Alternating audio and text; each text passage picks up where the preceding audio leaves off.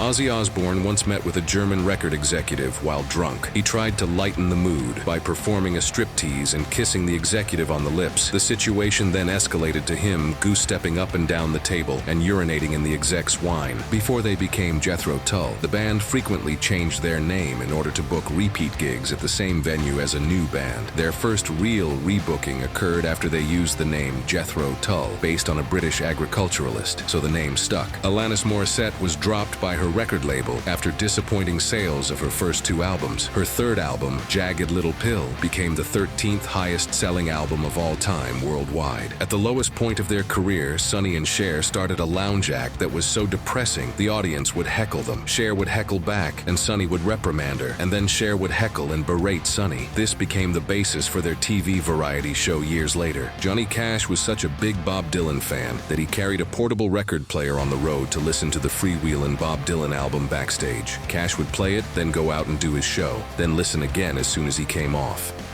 10 days before Freddie Mercury died, Jim Beach, Queen's manager, met with him to discuss what could be done with his legacy. Freddie quipped, "You can do whatever you like with my image, my music, remix it, re-release it, whatever, just never make me boring."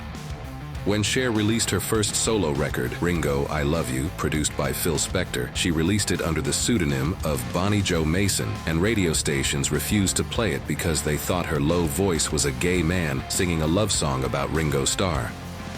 Debbie Gibson became the youngest person to write, produce, and sing a #1 single entirely on her own when Foolish Beat hit the top of the US Billboard Hot 100 singles chart in 1988. Kid Rock refused to sell his music on iTunes until 2012 due to his anti-corporate stance against Apple. As a result, his 2008 hit, All Summer Long, peaked at number 23 on the Billboard Hot 100, while an instrumental cover by karaoke company Hitmasters outcharted it at number 19. Fatboy Slim sampled so many songs for the Rockefeller Skank, Funk Soul Brother, that he gave up 100% of the royalties to pay the original artists. Jimi Hendrix once filled in for Engelbert Humperdinck when his regular guitarist didn't show up. Since Hendrix was also the headline act, he had to play from behind a curtain. Humperdinck later remarked that it felt as if there were 3 guitarists backing him. A line in the Bare Naked Ladies song, If I Had $1 Million, led fans to throw Kraft dinner at the band during concerts. After hundreds of boxes were tossed, BNL asked fans to stop and instead donate the food via lobby bins for local food banks. Morrissey had security search his fans for meat products on the way into one of his gigs in 2011. Morrissey, who is vegetarian, had previously stopped a gig because someone was throwing sausages at him. Before forming the Pretenders, Chrissie Hynde first started out creating a project called Mike Hunt's Dishonorable Discharge and featured former London SS and future Damned members, along with Mick Jones and Sid Vicious. Even though Mama Cass Elliot died of a heart attack, her manager created the rumor of her dying from choking on a ham sandwich so that nobody would think that drugs were involved. Axl Rose's original concept for the Sweet Child O' Mine music video was to depict a drug trafficker carrying her child into a foreign country. It would then be revealed the child was dead and full of heroin.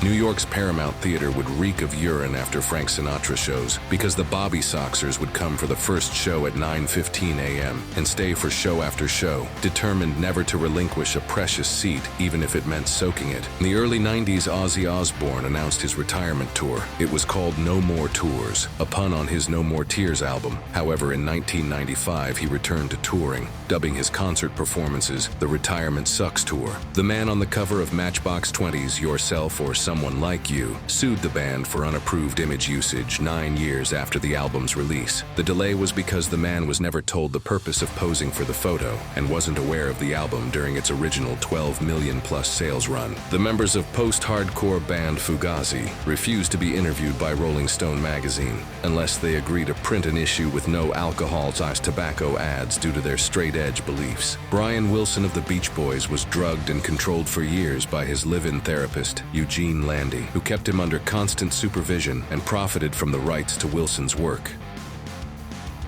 The estate of Jimi Hendrix no longer permits use of his music in films involving the abuse of drugs or alcohol.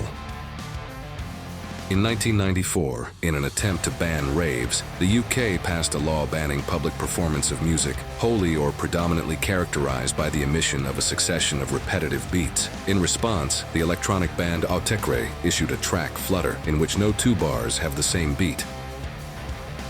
Blink-182's manager told them they needed a radio song on their 2001 album, Take Off Your Pants and Jacket. Mark Hoppus vowed to make the cheesiest, throwaway single he could, and wrote The Rock Show in 10 minutes.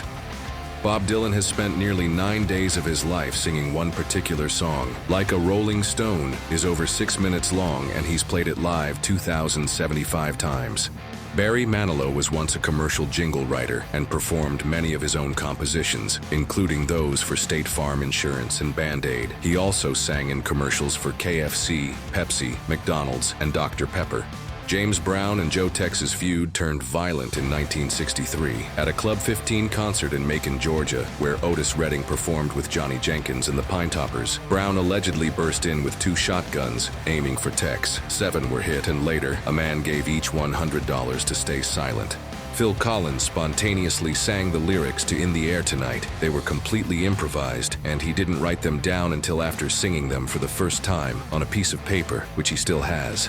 The Clash sued Norman Cook of Fatboy Slim for uncredited use of the bass line from the Guns of Brixton in Dub Be Good to Me and won 100% of the royalties. Later, the SOS band realized he had also sampled Just Be Good to Me, and since the Clash had received full royalties, they did too, forcing Cook to surrender 200% of the song's earnings. In 1969, Johnny Cash strolled into a recording session by Bob Dylan, and they recorded almost an hour of duets, only one of which has ever been officially released. Eminem's mother filed an $11 million defamation lawsuit against him because of his lyrics about her, settled for $25,000 and $23,354.25 of that went to her lawyer. During the suit, Eminem was not allowed to make references toward the lawsuit in his songs. After the settlement, he references her in the song Without Me by saying, "I just settled all my lawsuits.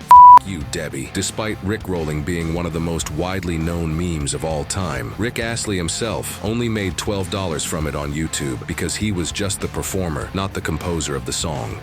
Musician Mike Posner walked across America in 2019, walking upwards of 30 miles a day. He suffered a rattlesnake bite halfway through his journey that called for an emergency helicopter ride to the ICU in Colorado and almost lost his leg. He completed the journey 6 months later, logging a total of 2,851 miles.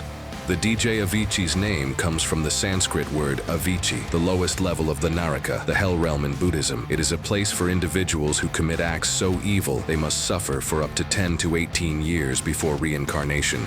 Tupac's song, God Bless the Dead, was about a white rapper named Biggie Smalls who was murdered outside of a liquor store in 1994.